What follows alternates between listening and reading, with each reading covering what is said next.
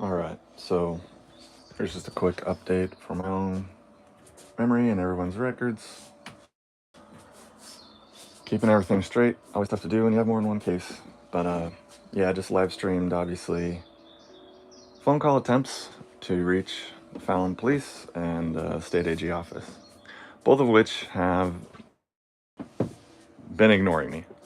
I've left messages initially that they responded to, and then once they found out what I wanted and I asked for them, they didn't respond in giving them, and I contacted again asking them for them and nothing, and contacted them again asking for them and nothing. So I'm for sure, just standard ops, just being ignored. It's just part of the process. That's where it must be in their training manual or something. It's like tactic one, try to make them go away by pretending to be too busy and never respond, because a lot of these people are hotheads and their anger passes and they just get over it and then they stop resisting and bringing this up.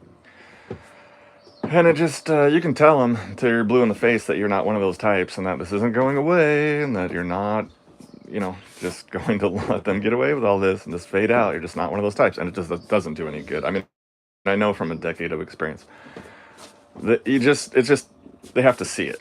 So you just have to let time go by and endure all of that inconvenience and continue to politely remind them that, you do have a job to do. It is why you are paid. And part of it is to respond to formal complaints and people investigating and documenting self-evidently, like irrefutable violations of your own statutes that you post in your building. I mean, how much more obvious and blatant can it get than that? What I'm referring to specifically, for those who might not know, is there is a Missouri statute that requires all judges, at least the city level traffic court judge, whatever, requires them, they must, this is mandatory, it is not optional, recuse themselves, because every defendant is given this ability to recuse a judge for any reason whatsoever, and even if the judge doesn't agree with it, they have to. And I did that with the judge who signed the warrant for my arrest on the dog attack case, because I knew I was just gonna emotionally just be distracted by anger against that guy, and then I'll deal with that later, with him signing that warrant much later, legally, of course. And you have to make sure everybody understands this. And just move on. So yeah, that's where they go. So I'm calling the sergeant, calling the major, and yeah, I'll be in there, and I'm just trying. Look, I don't know what these people's impression is of quote unquote cop watchers or people who show up with cameras. I was already in there once with just the body camera, and I've held cell phone cameras, and I've recorded prosecutors in there, and so far they've been nothing but tolerant and cool, because I've always been more than reasonable and beyond emotionally neutral and stable, no matter what is being said or going on. And so, cool, right?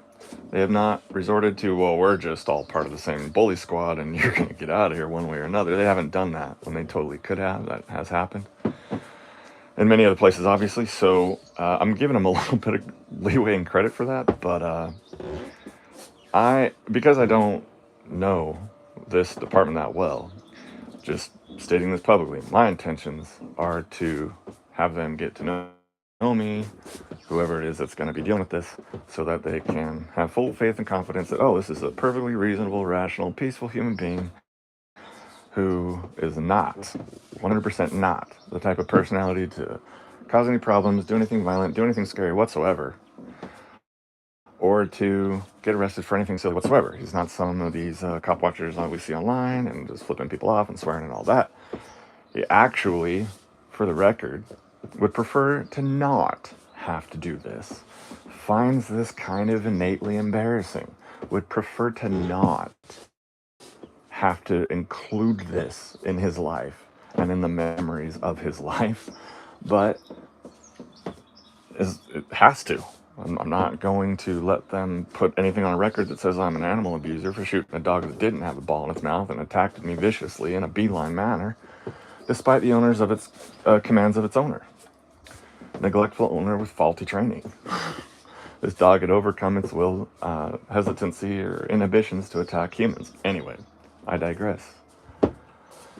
So, with the traffic court case, yeah, I'm going to be after the police to give me a response to the formal complaint I filed, that I gave a companion document to the prosecutor's office there as well, the same one prosecuting me for the traffic case, that said, here's the judge, doesn't matter that it's a judge, breaking this open Missouri recusal law, and I want your response to what you're going to do about it. If you're not going to do anything about it, I want, whatever it is, I want that written down.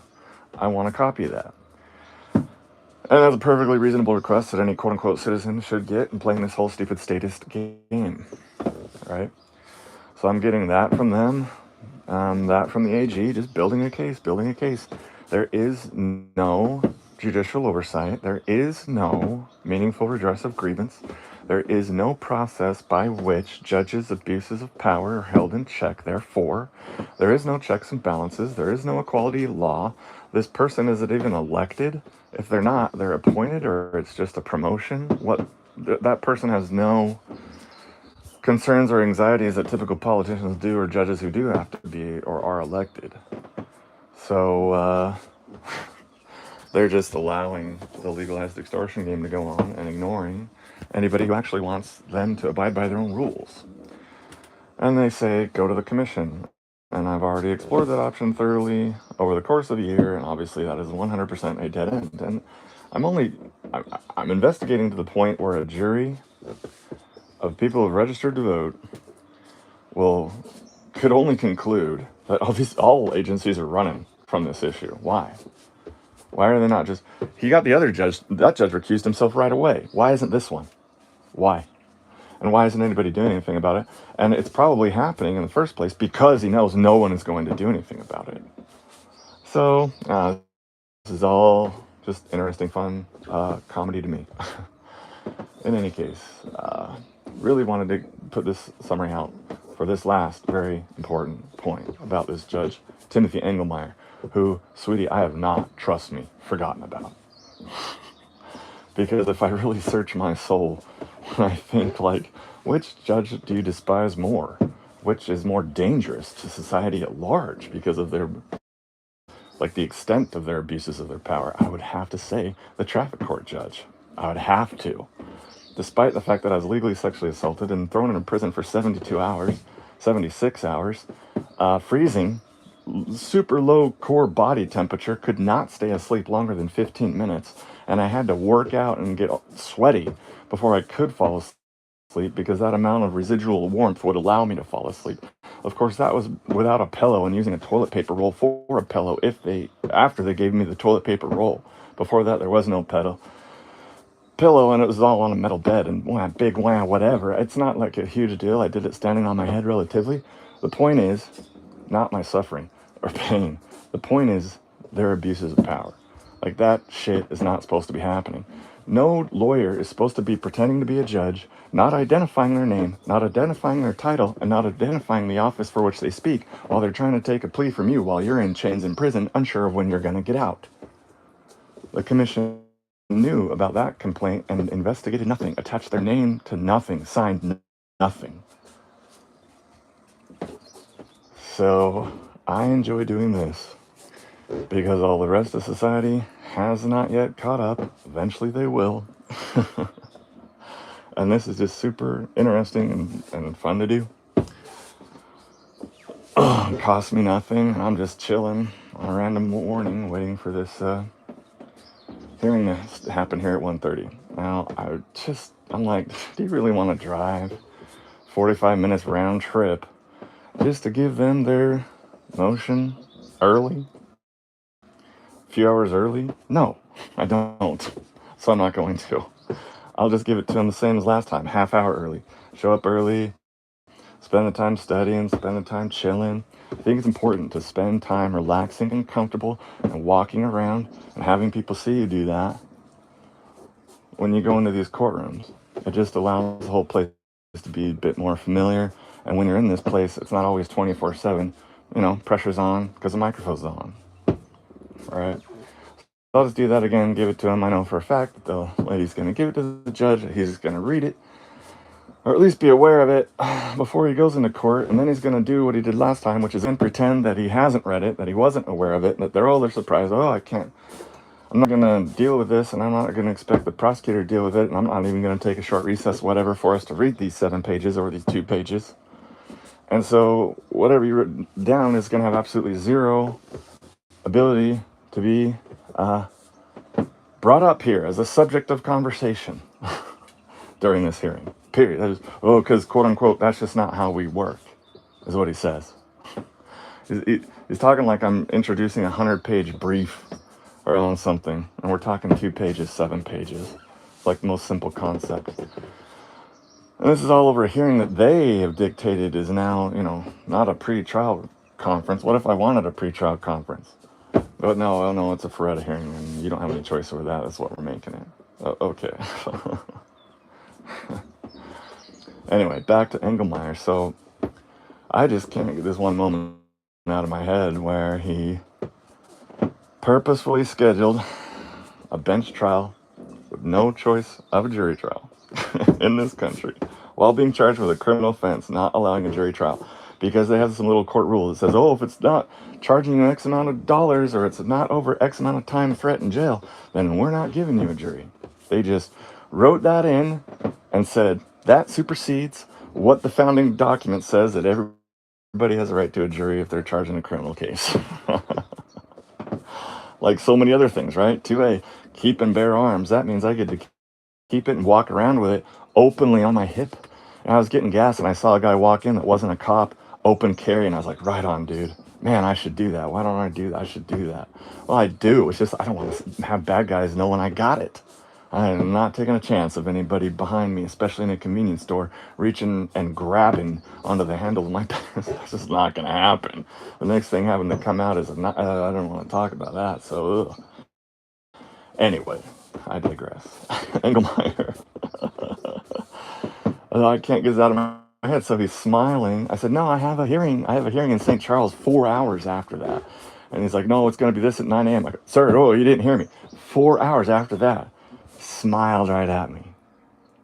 July 15th, 9 a.m. Or 16th, I think it was, right? And I'm just like, okay, that's how it is. That's how it is. Because no smile will ever show up on a transcript or the recording. He knows that. He knows I know that.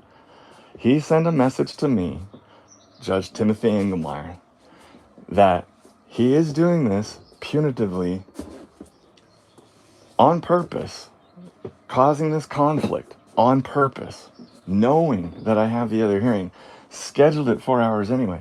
So I go to his hearing, and I'm the first person. My name's on the list first. I show up the earliest. He makes me go last. Everybody else is left. There's nobody in the courtroom but government employees against me. And he starts the trial, will not even let me object. Not say the word objection. No, I'm not taking those. This is not the time for that. Call your first witness. He steamrolled the start of this trial and had the cop on the stand before my head could even spin around. This was an agenda, and he was pushing it, and he was going to find guilty, and he was going to teach me a lesson. That all this resistance that I had tried in challenging jurisdiction and trying to get him recused and obey the law in his posted in his own courthouse, not 50 feet away, just around the corner. I'm not going to accept that. I'm not going to accept that. He was going to teach me a lesson for daring to resist that.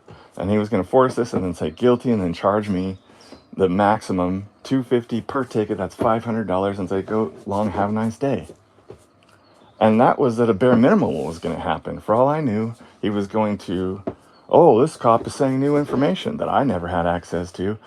This is going to, hey, prosecutor, what do we do about this? Well, this means we're going to increase the charges and include this charge here. This charge includes a little bit more jail time. So I'll tell you what, I'm going to find you guilty, and this is what I'm going to sentence you to, and you're going to go to jail right now. That could have happened. You don't understand. Like, Judges with no judicial oversight, no consequences can easily do that. They know I don't have a big, huge extended family here. I'm not from here. They know this. They know I'm not going hardcore gung-ho on my channel like I have in the past. They know that. They don't know what they don't know, and therein lies the fun. But for all they do know, it's just what they see. And that's actually advantageous. And it's no loss to me if they heard me say that, because they so don't believe it. They don't care. They just do it anyway. They don't believe it. They do it brazenly, blatantly anyway. And when they're acting like they'll never get caught, they do the worst, almost the worst that they're capable of. So you're sitting in this hearing, and it's this Orwellian 1984. Like, I'm just tripping out. I'm going like, what is this really happening? Like, holy smokes, they no longer care about the plea. There's no plea entered in the record. He's not admitting to any plea being entered into the record and holding a bench trial. This is not a court. This is not a trial. These are just human beings playing a game, thinking they can bully me. And they're going to learn, like everyone else has in my entire life, what happens when you try to bully me.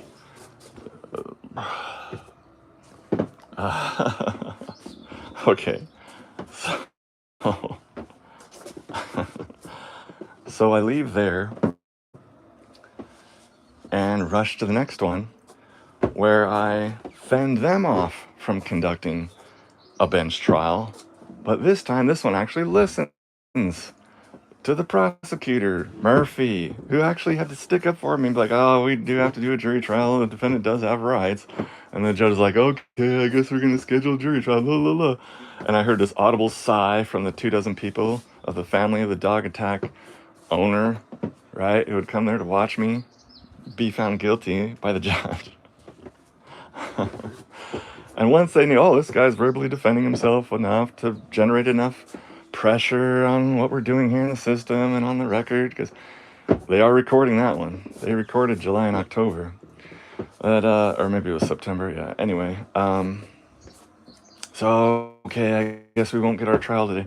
And as soon as they figured that out, the judge was like, oh, what's this I see in here about this arrest warrant for failure to appear from this morning? He knew about it all along, of course. Waited until he realized, oh, crap, I can't have a trial right now because of what he said, even though I'm trying to steamroll this all through. And so they're like, oh, la-di-da, make a phone call back to the judge. Yep, even though he did appear and is not guilty of failure to appear, we're going to charge him with the crime of failure to appear, arrest him on the spot, force him to have another pornographic biometric scan taken, and steal another $500 from him. Waste another 4 hours of his life.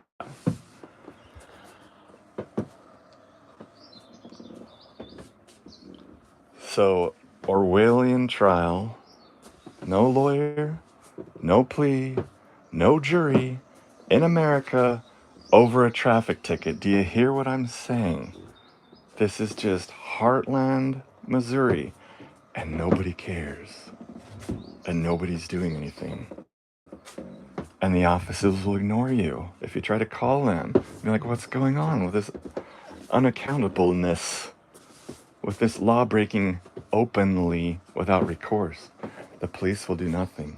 The sheriffs and bailiffs, I've been to them all, will do nothing. Jail staff, nothing.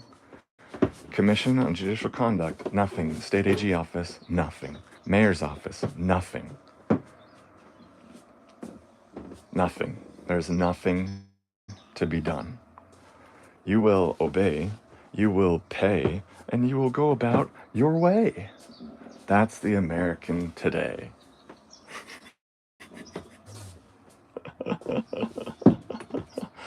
Not for me. Not for me. So we're going to find out what happens. And Timothy Engelmeyer, here's what I'm planning. If you don't recuse yourself, and if these charges aren't dropped, I don't want to have to do this, but I will. Exercise some more rights, which is assembly and protest. I am going to be wearing a suit, and a Santa Claus hat. And I'm going to coordinate weeks ahead of time with your police department so they all know what a friendly and reasonable and peaceful person I am. Everyone's going to know Joe's just out there doing his thing and nobody's going to get hurt. And he can be a weirdo if he wants, and he's made everything about what he's doing available for our inspection, and we find nothing wrong with it. The end. Okay? These police are going to inspect weapons that I own legally to ensure and be able to tell everyone that they are not loaded. Not loaded in any way with anything. And I do not have ammunition anywhere near me. I am going to be wearing and carrying a semi-automatic shotgun and a .45 caliber carbine. Pistol in a kit. In a, what do you call these? A frame. A carbine frame. It's pretty sweet, I gotta tell you. And all I'm gonna do is keep in bear and walk and smile to traffic and wave and live stream. And people are gonna see someone armed like this, and they're gonna call the police, and they're gonna call 911, and maybe a news crew will show up. And I don't know, like, I really don't really want to do this, but a part of me really wants to. Most of me doesn't. I'm hoping you cave.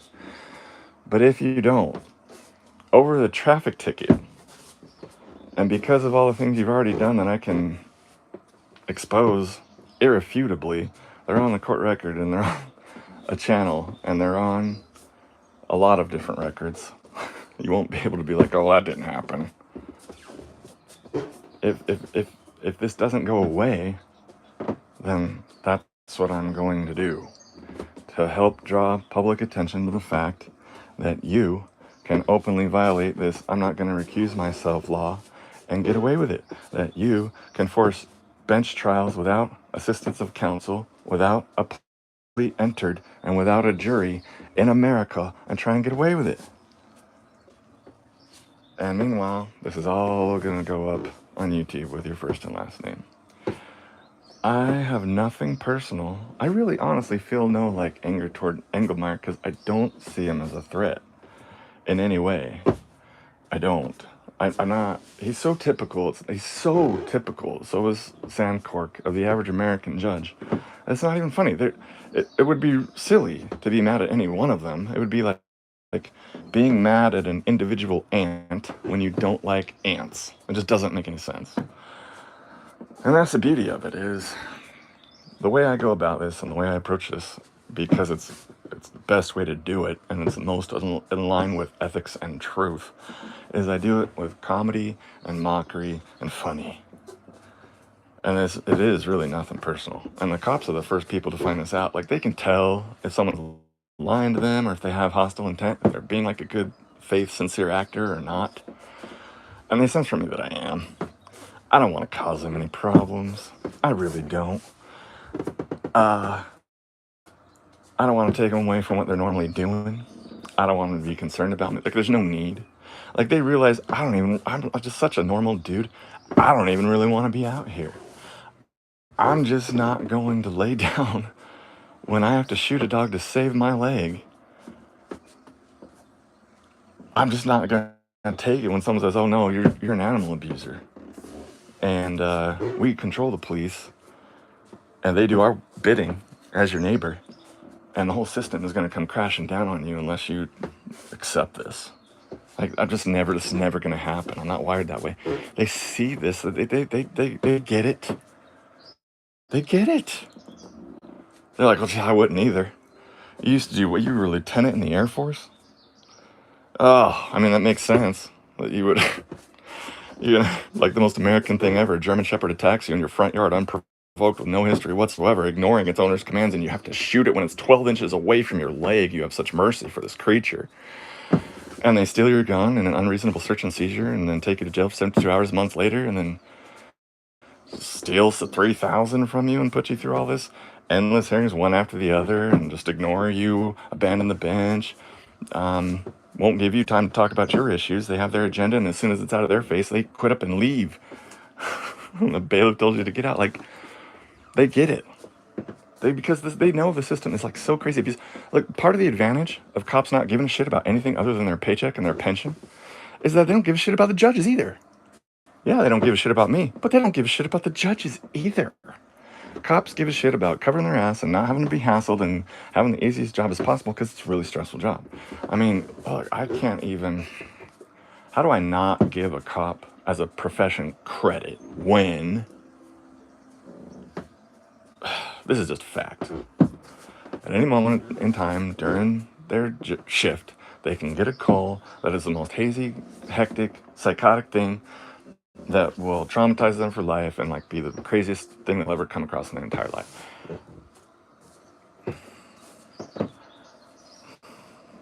And there's with that's going to come expectations for them to create some kind of a idea that they're protecting and serving something or someone. It's a lot of pressure. I don't know. I just, especially with all this immigration nonsense going on, like cops are actually dealing with actual criminals a lot more than they are dealing with nonviolent ticky-tack stuff, it seems to me. Here in Missouri, I only see like the state highway patrol pulling over everybody left and right, like on really good weather days. But most of the time, not so much. Anyway, I don't mean to go into minutia, but once I get started, maybe I just start ranting. Is what it is. Yeah, so just because I'm about to go in with Sandcork doesn't mean Engelmeyer's not always on the burner. And if not, like a little bit more so. Okay, Engelmeyer. So, nothing against you personally. I wish you well. You're going to keep doing you. That's fine. It's whatever. I'm going to do me. And we'll see what happens. But, yeah, just getting this out there. That's what's my intentions are. My thought process is on it all. And, yeah, I'm just chilling until this thing goes down at 1:30. Yay.